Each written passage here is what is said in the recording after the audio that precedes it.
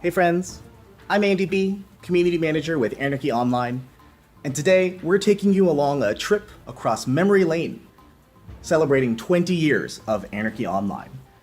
We actually found some developers that used to work on the game way back in the day, so we actually had a sit down with them and a chat about what their experiences were like working on the game. Check it out!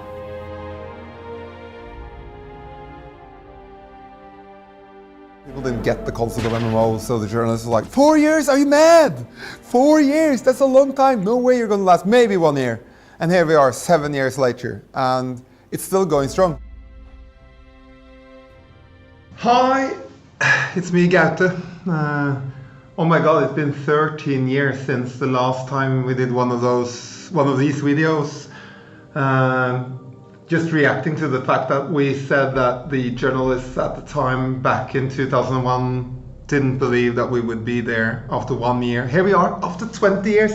Oh God, let me sit and do this after 30 and 40 as well. That would be such a great time. It's amazing to look back at the game, at Anarchy Online, which is such a big part of my life, such a big part of my soul, such a big part of my history, such a big part of my creative vision, and just be so unbelievably proud of the fact that it's been going on for 20 years. And first time I walked into Elysium in Shadowlands, and I was completely alone. Of course I was alone. It was no one else had ever. It was like months before the game launched, and I just looked at this beautiful place, and these hanging towering mountains and massive vortex just spinning, and the sense of being in a different world. I'm so proud of Anarchy Online.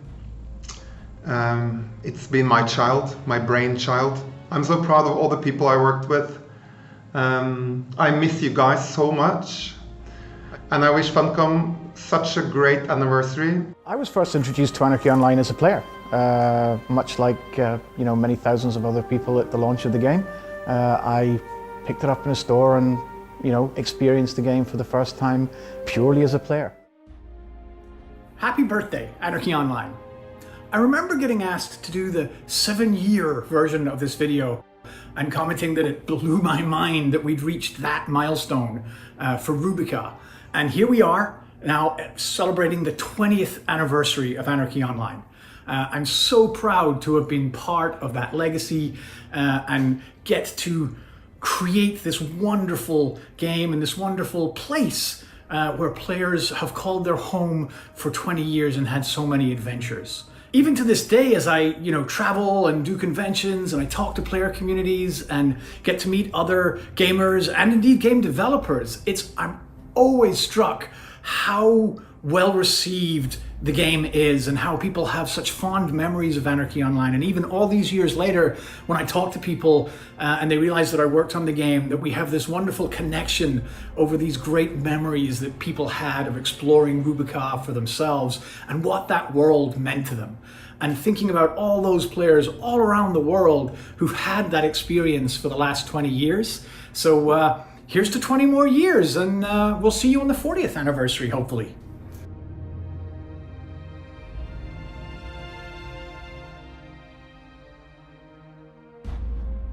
Hello, my name is Vebjørn. 20 years ago I was the lead artist on Anarchy Online, and now I'm a senior graphic artist on Clone Exiles. I'm Øyvind. I am a senior environment artist at Funcom, and 20 years ago I was just an artist on Anarchy Online. My name is Viljar. I'm now a game director. 20 years ago I was a world designer on Anarchy Online. I still remember, I think, what was the poly count for characters. 10,000 polys on a character, right? No, a bit less than that. Now I start out with test with you can try with 90. Yes, I remember that. You can't do anything with 90, but I tried, and then I got to 200 with the ones in the first screenshots. And then we finally started to get that into testing, and then I decided, I think 800 plus the head and plus weapons, it was like 1200. 1200 polys.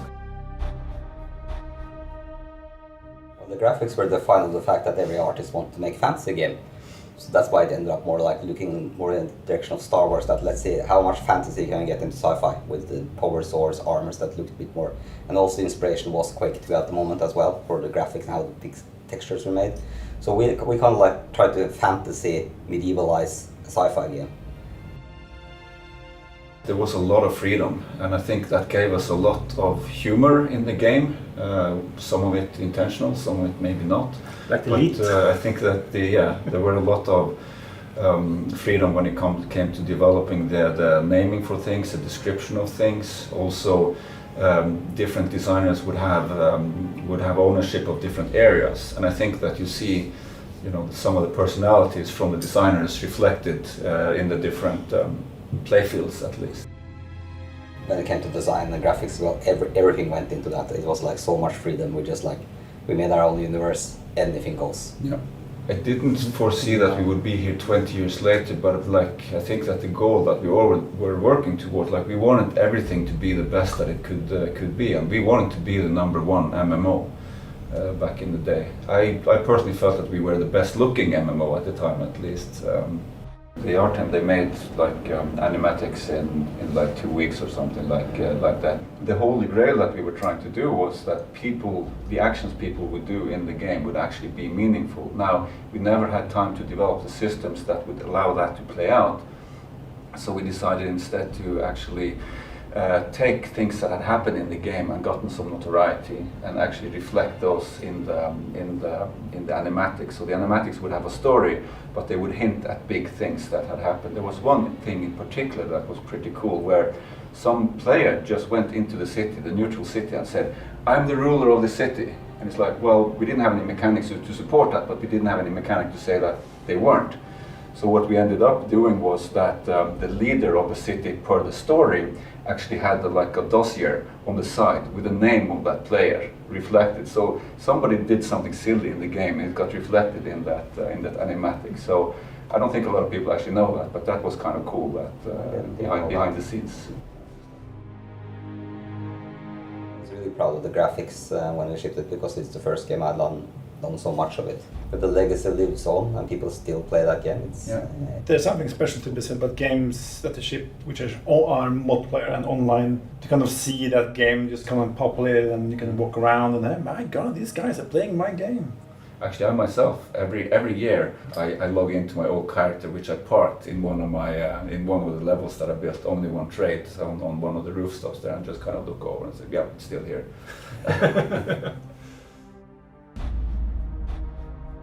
My favorite moment that stands out, because first it was the first game I worked on, and it was the first game that I had the pleasure of seeing shipped. And I remember when we all gathered in the dungeon in the old Funcom offices.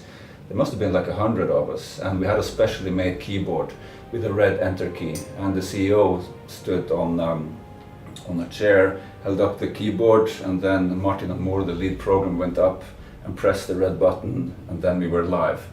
That was actually quite moving back in the day, because we had worked very hard to make Anarchy Online a real product. It's interesting. I've been around to schools talking about game development, and every class there's one or two people, young people, who says, yeah, they played Anarchy Online, and that just amazes me to this day, that even today some people try it, because it is a cornerstone in the MMO genre. The game fostered a certain community, they're still there today, and I think that it's the community that's still, it's probably not big, but it's still there today, and I think that's that always warms the heart. Was it worth it? Because we were pretty hard on that game. If I could go back and tell my 20-year younger me that the game I worked on would still be having players in 20 years, I don't think he would have believed.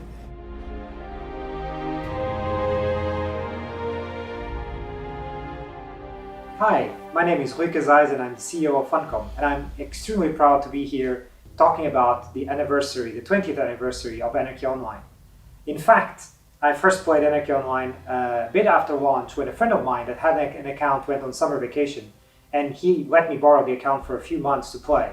And afterwards I was really happy that he came back, because I was playing so much that things at university were getting a bit down prioritized.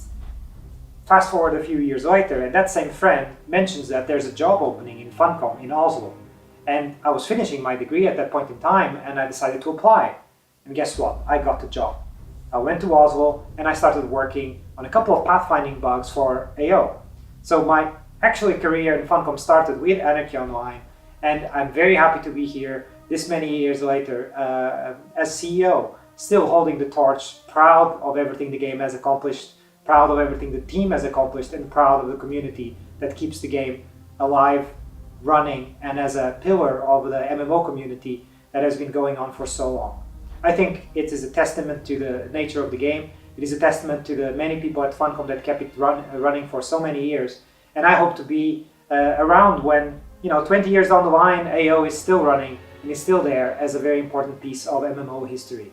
So once again, happy birthday Anarchy Online, happy birthday to the community, and thank you all for joining us on this great adventure. Well, that about wraps it up. Thank you all for joining us on this brief retrospective of 20 years of Anarchy Online. AO officially turns 20 on June 27th, 2021, and don't miss our in-game events going on right now through July 14th. From everyone here on the Anarchy Online team and everyone at Funcom, thank you to each and every one of you for your passion, your dedication, your creativity, and your support over 2 decades of exploring Ruby Ka and beyond. Please stay safe out there, and we'll see you around.